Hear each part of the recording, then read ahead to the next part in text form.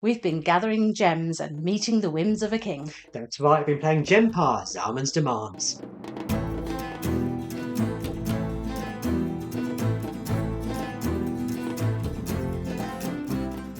Hi, I'm Julian and this is Libby, and together we are BoxedMeeples. So today we're very lucky to have had our hands on Gempire, Zarmund's Demand, which is sent to us by Gem Games. We'll be looking at a prototype of this game. Yeah, in this game we are all playing architects of a new city. Zarmund the king has demanded everything be rebuilt, and he has 3 demands that he wants us to achieve, which can change each game.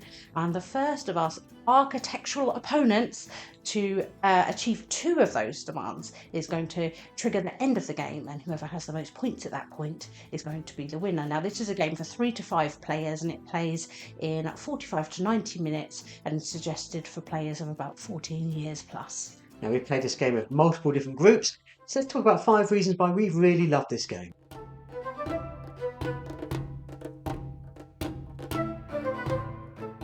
Now, the attention-grabbing headline part of Gempire are the books that you're using. This is a game of simultaneous actions with no downtime. It's a big promise, but this game actually surprisingly delivers. The most important decision you're going to make in this game is at the start of each round. Someone will roll the dice, and that is a pool that everyone can choose from, so that one of your actions would be to take those resources. Now, there'll be either production, which you'll be using to bid on things later on, or there'll be science, which you'll be tracking on a science track, which will do some fun things for you as well, including breaking ties and doing some nice upgrades, so that's great. You can also choose the city building option, so building out your city, which you'll be bidding your production for, and that will allow you to take certain cards from the row. And the third option you have on your turn is to do a city upgrade. Its simultaneous action means that this is a very thinky game, but it's super speedy through. Play. So you're not waiting for everyone to be sat there with AP thinking, oh, come on, come round to my turn. You're only choosing from really 3 actions, but it's really thinky in terms of how many things that you're doing, what route you're taking in terms of how to best play your game, and which of the demands that you're aiming for. So once you've weighed up these 3 decisions, you can also simultaneously write what you're choosing into your dry erase book, which will be your own pen. You're going to be writing it down at the same time, and then you have the moment of the big reveal where everyone turns their book to the centre, opens it out, and that's when you realise, oh dear, someone's not doing what I wanted them to be doing. And in fact, mind games are a key part of Gempire.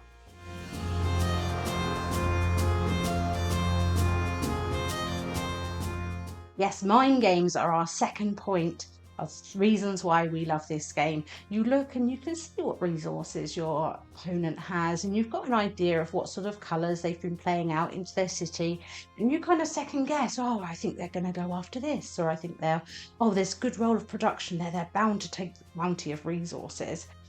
Or they're going to think that I'm going to take the resources because I'm looking a little bit low on some of them. But then you might look at one of those cards and think, oh, I desperately need that one to make my engine work and do what I want to do. So you're sort of second guessing what your opponent's going to do in that big reveal. And there's more than a couple of times when you sort of look at each other and say, how dare you bid for that building? I needed that one. What I find really exciting is if you do decide to be bidding for a building, and then you fail, you haven't bid high enough because you've thought your opponent's not going to be bidding for this building. We'll try and get a sneaky cheap one in here. We're just going to bid the minimum suggested amount here. And then they've gone all in. And you have to pay that coin. You're left with nothing for your turn. You haven't got any of the resources. You haven't got any of the dice. You're just left with nothing. And you're looking around the room going, oh, I've been schooled in this. And what's really fantastic about this game is that obviously everyone starts at ground zero. Everyone starts with exactly the same thing. Nothing. Everyone works on the same dice. Everyone works on the same building upgrades. Everyone's even working from the same rewards. And it's interesting to see how different people approach that in different ways.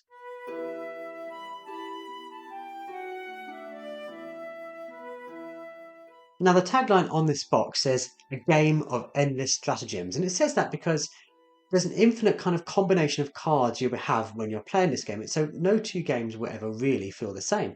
Not only have you got different demands, 3 randomly each time, but different rewards you'll be earning throughout this, and different buildings are going to come up in different orders. The science track too has random cards in there, and of course you're rolling dice, which are random events, although they are random that affect everyone equally. So yeah, it's impossible to imagine that any combination of these cards would come up in exactly the same way, and therefore every time this game will play differently. Or the player will play it differently as well. I mean, I think that not only, as you said, the demands and the cards and things, they're different. You might take a different path and different decisions each time as a player, which will take you in very different directions. We played a 3-player game, and I think if you, as a viewer, were looking at that game, you might think that we each had asymmetrical powers. When we started that game, we went in very different directions. Our friend was very much building out his city and putting diamonds on the city. I was focusing on the science track and getting up there, making sure I was always breaking ties, doing the science upgrades, making sure that they were cheaper because I got to them first. And you were focusing mostly on the gems. I just wanted to make the king happy. So by getting certain gems, I can make those demands easier.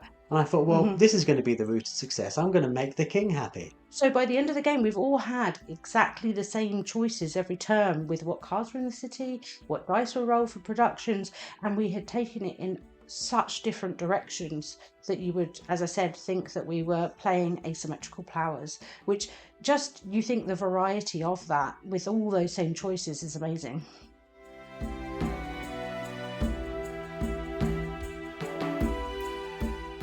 We've seen a lot of board games that involve city building, and with the dice rolling and the writing in books, you might think that the city building element of this is kind of a small part of it, but in reality it's where you're going to spend a lot of your time thinking about these things, because you're going to have to work out which cards, first of all, you can afford, which can you bid for, and then if you get them, where you're going to place them on your city, because there are 3 different colours of cards, and as you group them together, you obviously can't group 3 together, because as soon as you place a 3rd colour down, you block off another colour.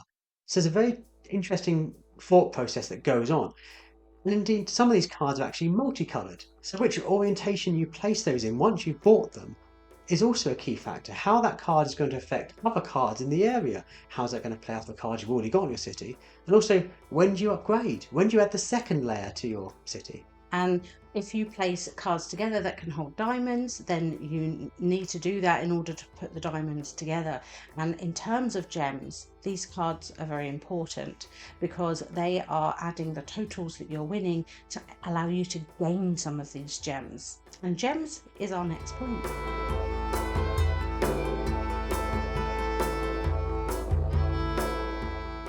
So Gempire is obviously a game about gems.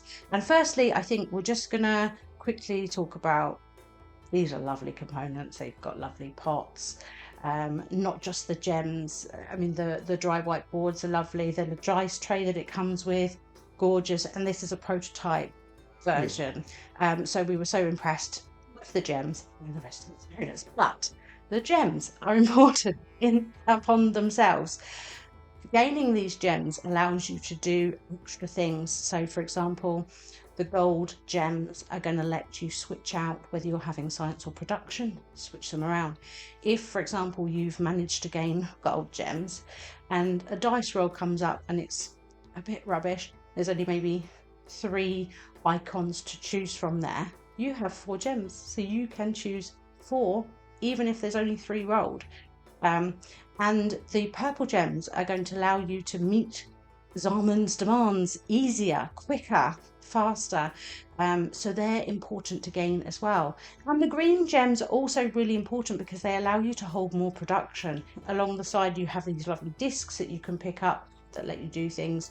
You need to have production there, which is more than the total you're allowed to hold. So you need to get those green gems in to be able to have enough of those in order to be able to get that production. So you've got to get this engine really working with these gems.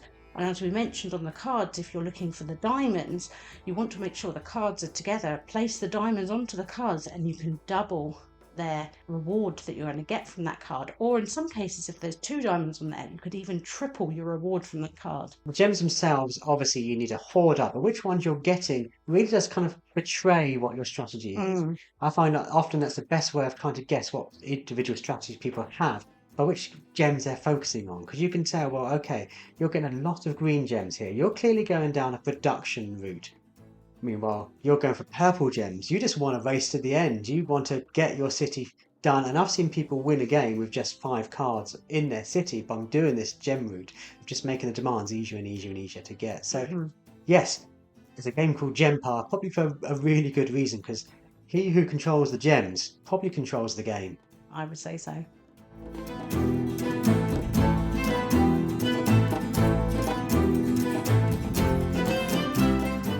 So that's been our 5 reasons why we've really enjoyed playing Gempire Zarmund's Demands by Gemtime Games. So we hope that that's helped you get an idea of the flavour of the game and whether it's a game that you should look into further. It is on Kickstarter currently, so we will leave a link for that in the description.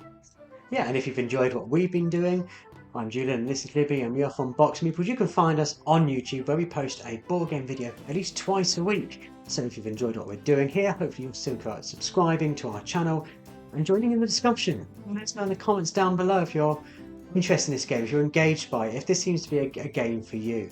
Do let us know, and obviously, kid, if you're particularly enthusiastic. But as always, thank you so much for watching. See you next time.